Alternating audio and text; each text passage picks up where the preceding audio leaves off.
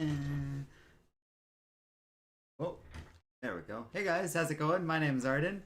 Just trying to frame myself a little bit before we started, and it just kind of escalated from there. There we go. How's it going, everybody? So today we're going to be trying something a little different.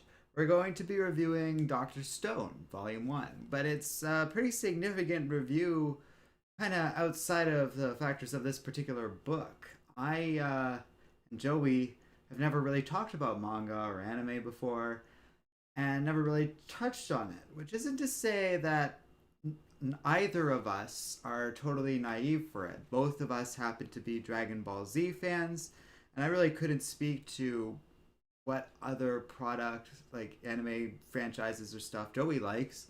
But I've also read a lot of the Attack on Titan books. I think I said that weird the first time. uh, and, a handful of Shonen Jump ones here and there. This is one such book, but I didn't know anything about it going into it. Like, I really dove into this one blind. But I saw that the latest volume of Dr. Stone came out, so I decided, well, it would be pretty silly to review the latest one without any context of anything whatsoever. So I picked up Volume 1 from the local library here. The camera actually focused on that for a second. That's kind of cool. And I overall liked it a lot. I really didn't know anything about Boichi or Richio Inagaki, I think is how you pronounce the name. Nah, I butchered that, and I apologize. But the Boichi is the Korean-born artist currently living and working in Japan, which I thought was pretty interesting in and of itself. And then Inagaki, I want to say is his name, but is the writer from Tokyo, and also writes for I Shield 21, which I have not heard of before. Jean Pierre. Speaking of difficult names, Jean Pierre says that's 10 billion% cool. Well, it's important to branch yourself out once in a while. I'm not sure what exactly you're referring to there, but yeah, I thought this would be a nice little first foray into this world, which isn't to say it's the last. Certainly, I wouldn't have to do research to start making Dragon Ball videos. I'm a big fan of that franchise, and there's other little ones that I know more in the anime world. Like, I could talk a little bit about my experience there, but we don't need to get into that right now. We're going to focus on this. This I don't know anything about. So I really went into it blind, and I gotta say, I don't know what I expected, but I guess based on my past reading of stuff, but I've also been wildly out of date with like the kind of cool stuff that manga and anime has been doing lately, only sort of passively familiar with some of the more interesting moves they've been making lately, and then I'll just randomly see something new and be like, oh wow, like this is really different and interesting. And this book's kind of that. We open on a very typical school day in Japan, and there's this guy. So not our main character on the cover here. There's two characters we're really introduced to. First is him, and Senku is the guy that we see on a lot of the covers with kind of the blonde hair and the spiky look, and he's all science focused. In the initial blurb, by Nagaki, he says, what do you imagine when you think about scientists? Glasses, introverts, maybe a little mad, but in truth, there can be scientists who are charmers and those who can be muscly too. Our protagonist, Senku, is also a bit different from the scientists we're used to imagining. He's one hot-blooded guy. Get ready to cheer for him and his friends as they face this unprecedented challenge head on. Just a very nice little spoiler-free summary of the character, but even just like the attitude. And it's very like, yeah, we're gonna make science cool and teach kids stuff and go on a little adventure. Kind of. But the adventure is a lot bigger than that. So Senku's talking to his buddy. Where is his name? Like Tenku or something like that. Taiju, that's it. He wants to confess his love to a girl. And that's really just the build-up initially. He wants to talk to this Yuzuriha and confess his love to her. And he prepares to do so in front of this old tree that's like this big staple around the schoolyard. And everyone's kind of watching. But then there's this giant blast in the sky, and he tells Yuzuriha to like take cover behind the tree, and he tries to block her from whatever this crazy blast is. And as he's hit by it, he's petrified and turned to stone. And then everyone is turned to stone. Literally everyone. In a series of fantastic pages, we cut to like going around the world, and all these people just everything goes dark to them as their entire body, including their eyes, are covered with stone. It's genuinely horrifying because they also don't fully understand what happened, like is happening and stuff. Planes start crashing. No one knows what's happening. The world just goes dark. Uh, and Taiju thinks to himself about how they saw a stone bird earlier, and I think yeah, Yuzuriha found one too, and they both thought it was weird and happened before everyone else was turned to stone. So clearly something's going on here, but we really don't find out much more than that for now. Now, to be fair, this is a long-running series, so it makes sense that we wouldn't find out everything yet. But that's it. Just everyone immediately turns to stone. So I finished this and I was like, whoa, okay. So from what I would expect out of a typical shonen series, this is already like a huge, like a really cool opening, and not kind of one that I usually expect from a series like this. I'm thinking of stuff like how Dragon Ball or Yu-Gi-Oh might begin. This is very different. It gets into what I was saying about how the media's developed a lot since like I last checked in with it, to be honest. But then we cut to 3,000 years later, or actually, according to this, it's been several thousand years. I don't know. It's all over the place in terms of time, but thousands of years later, since humanity has done anything, and Taiju just breaks free of the stone all of a sudden. He's been like pulled up in what's become this cave, and he emerges and just sees so many people turn to stone, and like rock has grown around them. It's been so long. It is a horrifying image. And he finds one person who's all broken in pieces, and he's like, oh my god. And I really like this character because he's a genuinely character. Like, these characters start out, and I wasn't totally into them at first. Because Senku is kind of like this cold, like, scientist, and he's like, oh, there's like a 10 billion% chance you're gonna check it out. Oh, I just got John Pierre's own reference there. Yeah, he keeps using that kind of line and stuff. And at first it's like, okay. And then Taiju's like this big over the top character being like, oh, I'm going to confess my love. And he's freaking out about the girl and stuff like that. But once we emerge on the other side of this like thousands and thousands of years time jump, the first thing he does when he sees a person all broken up, like, because, they're all turned to stone. So if they fall over, they're going to break to pieces. He's like, oh my god, because he recognizes they're people. And so he puts her back together and does a little prayer for her and says, like, I'm sorry, I don't know who you are or where you're from, but that's all I can do for you. It's really touching stuff. He passes by this guy, Tsukasa Shishio. I think I did better with that name.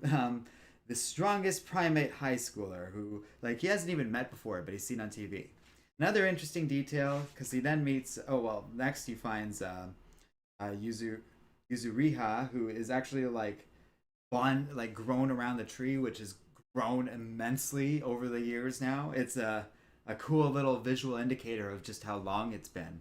But the tree's also kept her safe. It's held her up and prevented her from like falling in the nearby river and stuff. So he's very grateful for the tree, and he confesses to her now, even though it's been thousands of years, and obviously she can't hear him. But that he loves her. He's like, I've loved you for hundreds and thousands of years. Like, from his perspective, it's just been like this like weird unknown length dream. And as Senku later talks about, they seem to have been preserved all this time underneath the stone. It's very interesting, and I'd love to know the story behind all of that. And pretty much after that, almost immediately, Taiju runs into Senku, who left him a message at the tree, knowing he would eventually seek out the tree. And Senku's a little guarded, but he's happy to see his friend. It's been just him for like 6 months, Senku says, and he's been like building this little home for them and weapons, and has been gathering resources, researching their predicament, and apparently spent the entire time while they were encased in stone counting the seconds and figuring out like his consciousness going in and out of dormancy, and he's sort of trained his mind to count anyways. He's not just like some science nerd. He's actually like he's a very intelligent guy. It's quite interesting. And now the smartest human being on Earth.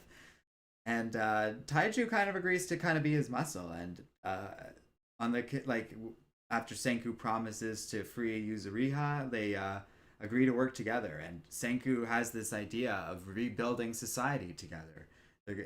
They start to set out like um, scavenging in the woods and gathering food. Senku like can sort out. Well, it's a neat team up because Taiju runs around gathering as many materials and like food and mushrooms and stuff as he can find, and then Senku sits there and sorts out stuff. But an example of what I was saying about the writer being like, "Oh, I'm gonna like make this a very positive message about science and teach kids all about this stuff," he he takes a moment to kind of go over different like plant genuses and stuff and whether or not they're poisonous. And so one of them like he finds wolfsbane. He's like, "What are you trying to kill me, you fool?"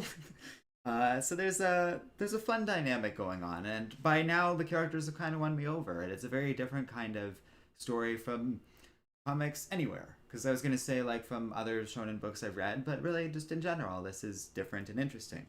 As I was gonna say, but I want to wait until I introduce Senku again. A cool thing about them is they have these cracks on their face where the rock got damaged over time, so they're very much affected by the rocks and such.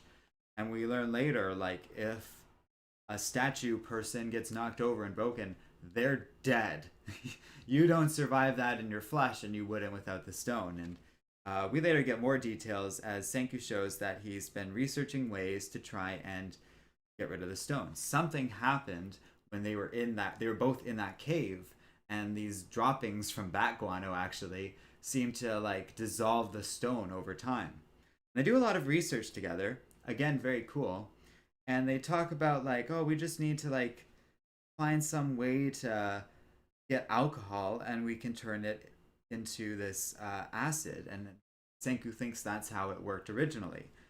And then in an interesting example of how they work together, Taiju says, "Oh yeah, well I found all these grapes. We can use that to make wine." And Senku's like, "Oh damn, like excellent work, you oaf," as he puts it.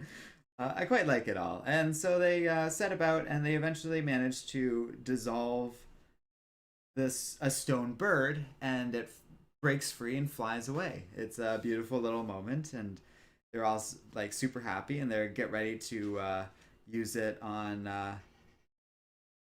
Well, actually, oh yeah, because Senku says like yeah, you can pick whoever you want to do, and of course he picks Yuzuriha, and they set out to do so, but as they're gathering their materials and actually preparing to do so, they are attacked by lions who have broken free from some zoo and then formed like some sort of lion colony in Japan and essentially taking over time. Because remember, it's been thousands of years. So Senku is like, well, they must have broken free of the zoo, like eaten other animals in and around, and then just started breeding. It really made me laugh. It was like, oh my god, like this world of Japan like is very interesting and different. And there are few, if any, buildings or structures you ever see because it's just been so long. And again, like the writer kind of did his homework, like everything would have decayed by then.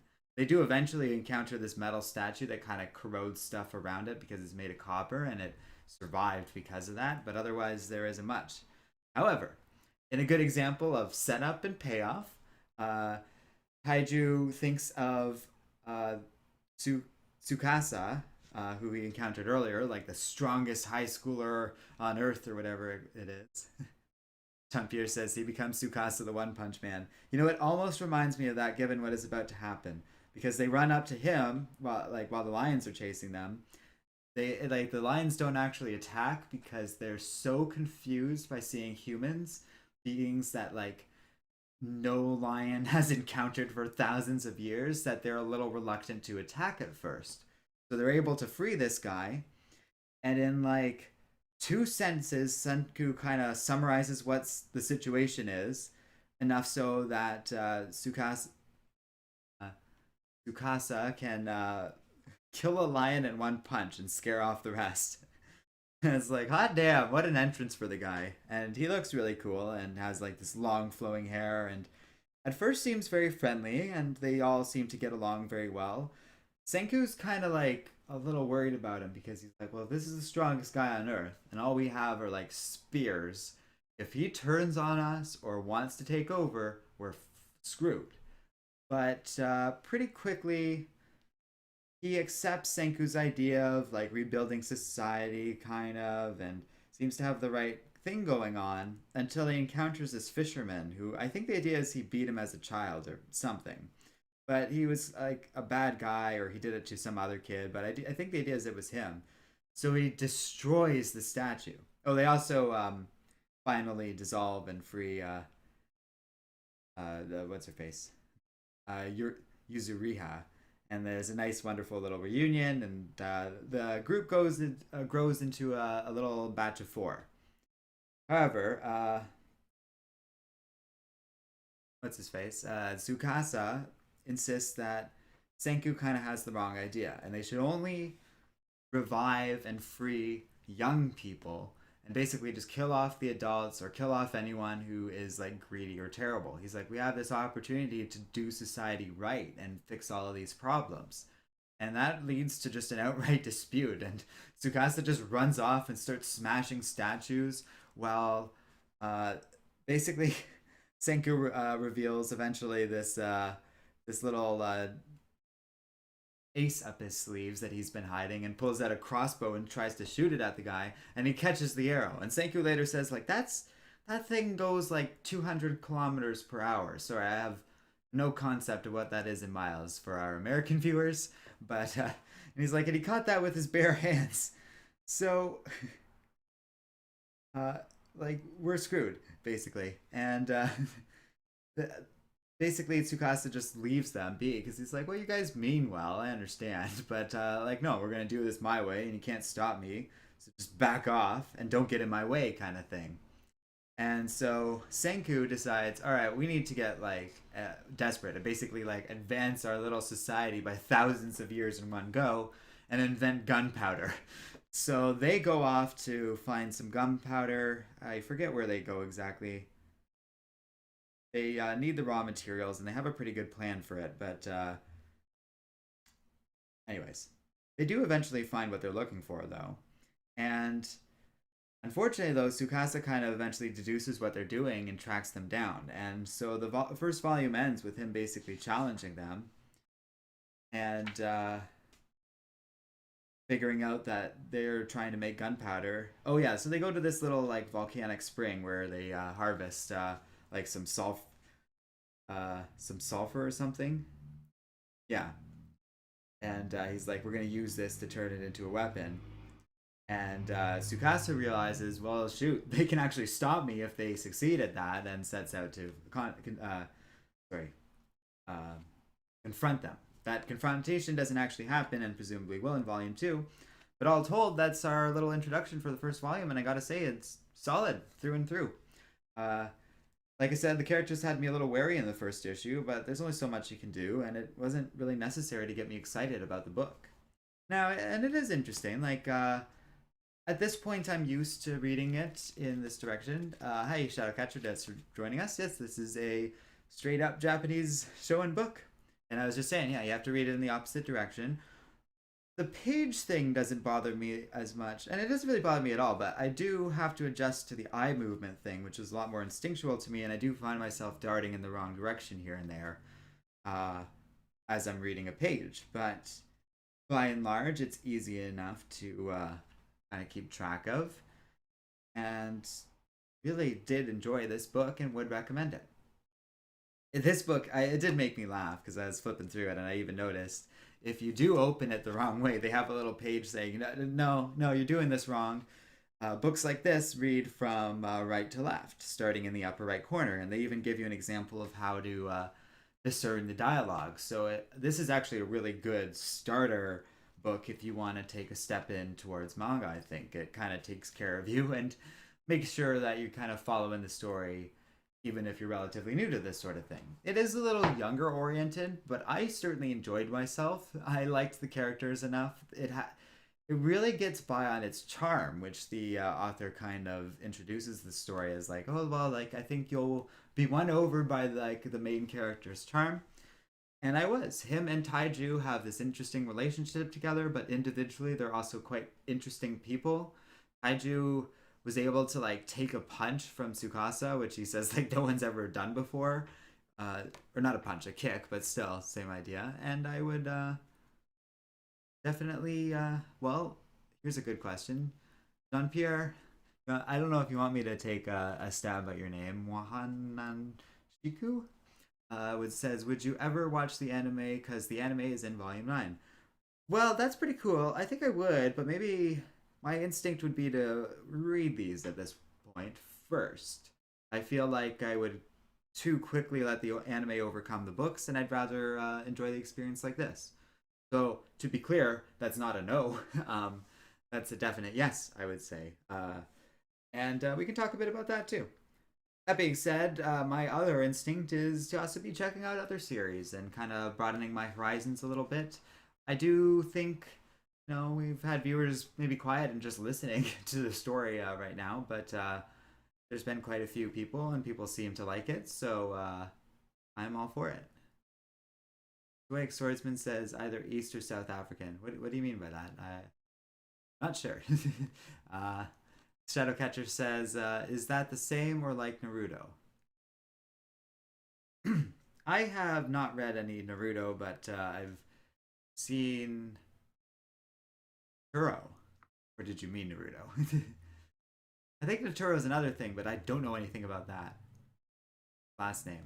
Oh, you were a Stoic Swordsman. Well, I can't answer that question. I was wondering that, actually, too. So feel free to share if you'd like, Jean Pierre. My guess is East African. I kind of was Stoic Swordsman on one of the, or maybe North. But anyways, that's his business if he wants to answer or not. What were we talking about? Yeah. So as for this stuff, I like it overall. I think it was an interesting little experiment for us, and like I said, I think there is some interest in there. Oh, okay. Jean Pierre says it's Zambian, but I live in South Africa. Well, that's cool, man. I love how we tend to get viewers from all over the place, and I apologize for not catching your Doctor Stone reference right off the gate because he says that 10 billion% line a lot, and I just didn't clue in. So I also apologize for however I pronounce it. I'm doing my best. Stoic Swordsman says, my name is John something too, and the last name is similar to someone's where I'm from. That's really cool. What a coincidence. That's awesome, guys. Anyways, so yeah, I don't really have any other caveats. It's overall a strong, interesting book. Lots of good humor to it too. I was just flipping through a page and they're talking about how they're making wine, and he's like, underage drinking at over 3,700 years old. I think I'm good. So yeah, I agree. It's a moot point at this time. There's no Japanese law to speak of anymore. It's all gone, and that's an interesting side of it all too. They clearly like thought this through, and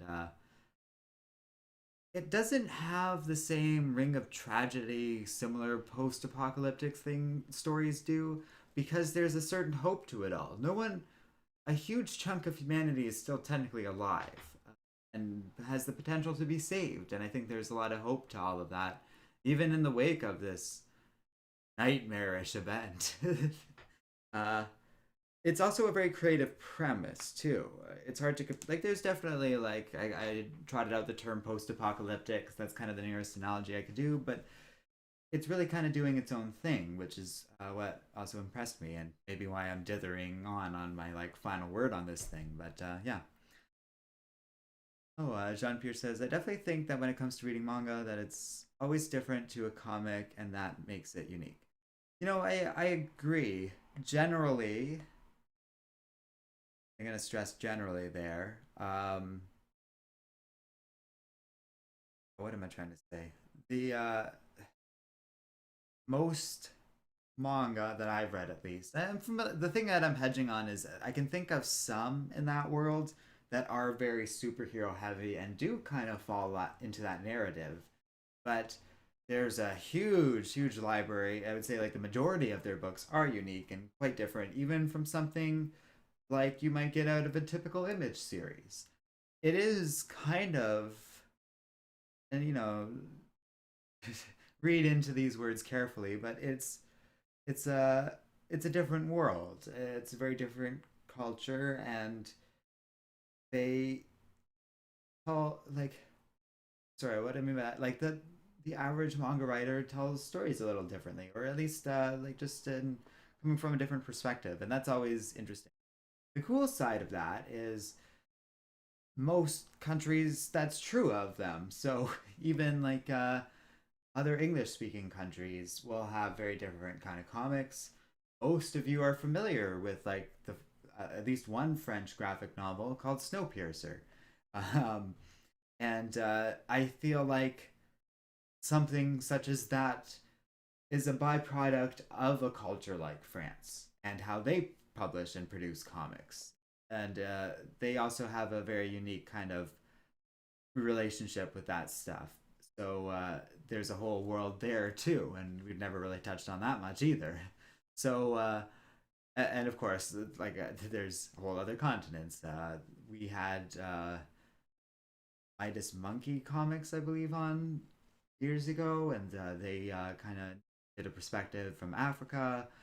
Even Western comics also have a huge influence on a lot of people working from South America, and I like that. Generally, it works in these books' favor in telling different stories, and also uh, it can not be terribly pervy like this one. Like this one isn't. Doesn't go into that particular direction of overt sexuality, and I'm not against it, but sometimes it gets uncomfortable when you get into ages in certain areas and stuff, and that gets into cultural things, but I'm not going to defend that stuff.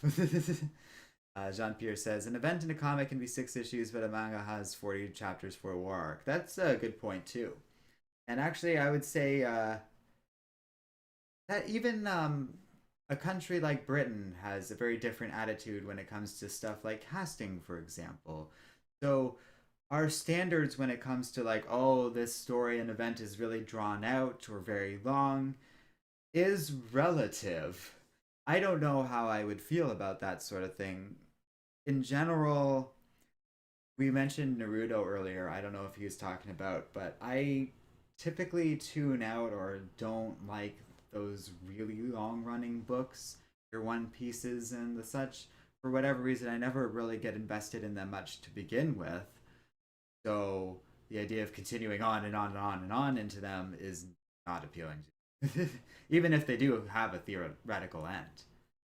I like stuff with a little more definition to them. Full Metal Alchemist always felt more like a beginning, middle, and end kind of story more than anything else. That's one I haven't talked about yet, but I have checked it out. Unfortunately, starting with the bad anime, but whatever, you learn. I also didn't hate that. I should say. It's just I get it. There's better stuff out there for that franchise. um, and yeah, I don't. I was gonna say is yeah, like it's interesting how different countries have different standards for that kind of thing. So, for example, there's all this stuff about oh, like you can't have someone else play Iron Man after Robert Downey Jr. did it, but it's like, well, of course you can. Six or so people have played James Bond at this point, depending on how you count it. There's no end of potential in terms of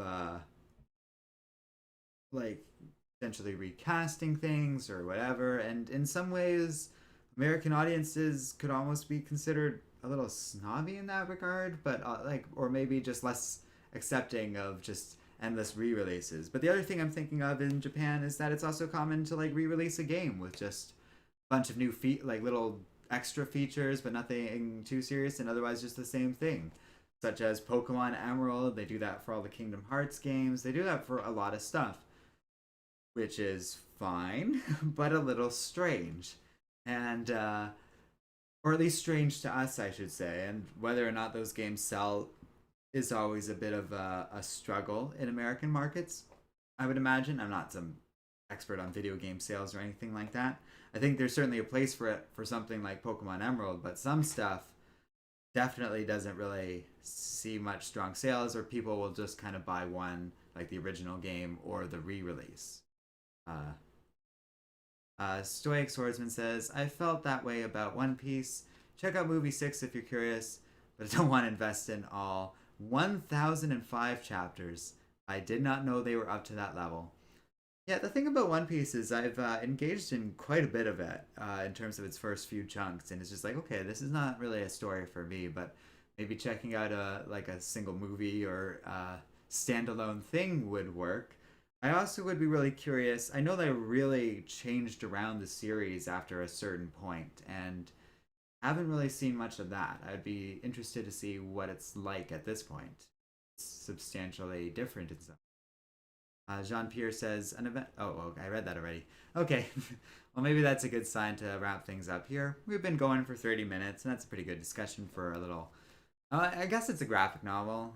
Oh, it does say that on this little sticker here, so it's just a little different. And I was like, well, it is in issues, but these are typically how I see these kind of books. Like this is the easiest way I find to get them in American markets. I don't really see individual uh, floppies. I'm guessing that's just in Japan. But I could be wrong. I don't know. I'm not an expert on these things. And that is one difficulty I find with reviewing this stuff, and why I think Joey and I have been a little slow to do so. In the world of American comics, and even some of those other industries like Canadian comics, and to a lesser degree, some like European and African markets and stuff, we have like connections and some experience and stuff, and because of that, it gives you a little bit more of a perspective when reviewing books. In comparison to most Eastern markets, to be honest, like not even just Japan, I really don't know as much.